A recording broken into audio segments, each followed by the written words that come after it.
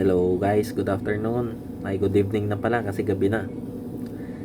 So, nandito po tayo sa aking kwarto ngayon. At nandito yung aming incubator. Supposed to be, hindi ko dapat i-incubate ito kasi wala tayong facilities pa para sa brooding. Kaya dapat enhance sana yung ating strategy ngayon.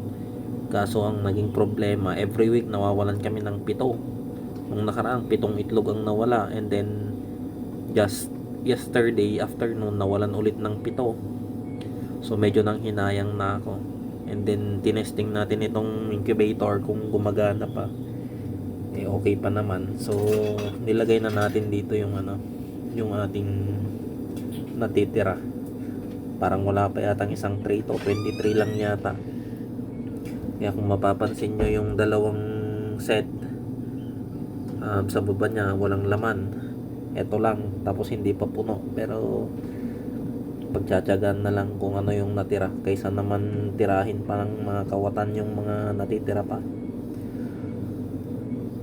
So yung mga itlog po na ito ay galing sa ating Boston Grey na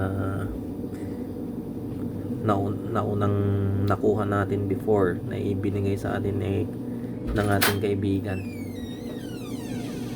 So hopefully makapag-produce ito ng mga magandang manok.